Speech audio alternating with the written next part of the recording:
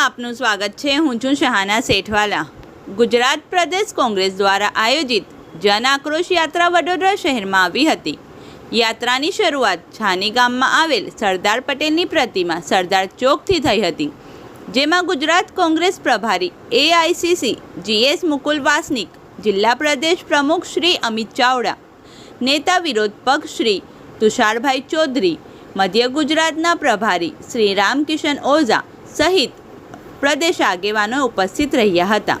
જ્યારે વડોદરા શહેરના ચાંપાનેર દરવાજા પાસે વડોદરા શહેર જિલ્લા કોંગ્રેસ સમિતિ દ્વારા તેમનું સન્માન સાથે તેમનું સ્વાગત કરવામાં આવ્યું હતું। જન આક્રોશ યાત્રા પરિવર્તનમાં શંખનાદ ઇલેક્શન વોર્ડ નંબર 6 ખાતે જન આક્રોશ યાત્રાનું સ્વાગત કરવામાં આવ્યું હતું, જેમાં મહામંત્રી વડોદરા શહેર કોંગ્રેસના advocate Juned Saiyed, Mohsin Khan Pathan, minority chairman Arifbhai Malek, Moinbhai Changiwala, Munaf Khan Pathan, Amin Saiyed, Shanu Arab, ID Patel સાહેબ, સંજીદાબેન સૈયદ, જાવેદ સોપારીવાલા, પરવેઝ શેખ, ફારૂકભાઈ મદની, આકિલ સૈયદ, ફઝલ ખાન, ફૈયાઝ હુસેન, એડવોકેટ શાબાઝ મલિક સહિત દરેક કાર્યકર્તાઓએ ફૂલજોશમાં આવી તેમનું સ્વાગત કર્યું હતું। રિપોર્ટ અઝીઝ ધુપેલવાલા।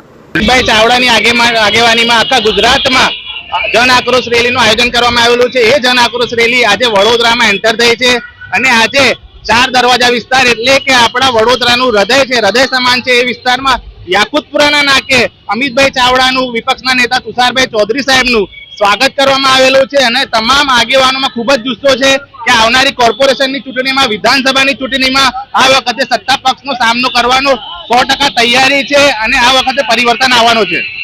માફ કરી દેવા માટે પોસ્ટરો લાગે તેમના વિશે શું કહેશો?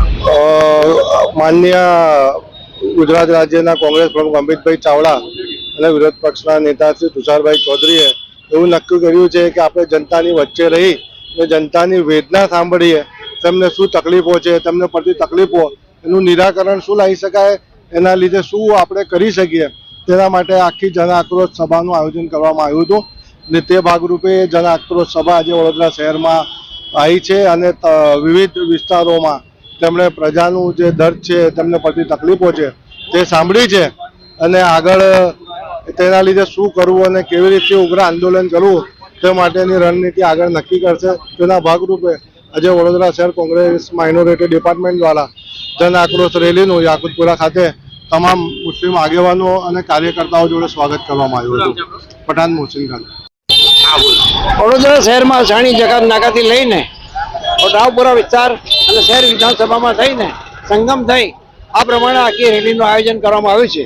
આ રેલીથી વડોદરા શહેરના જે જનજાગૃતિના જે પ્રશ્નો છે, જેવા કે પાણીના પ્રશ્નો હોય, ડ્રેનેજના પ્રશ્નો હોય કે સ્ટ્રીટ લાઇટના પ્રશ્નો હોય કે રસ્તાના પ્રશ્નો હોય, આ અનેક સમસ્યાઓ છે। ગુજરાતની પણ સમસ્યાઓ છે, બેરોજગારી સમસ્યા છે, અનએમ્પ્લોયમેન્ટ છે, આ ઉપરાંત મોંઘવારી છે।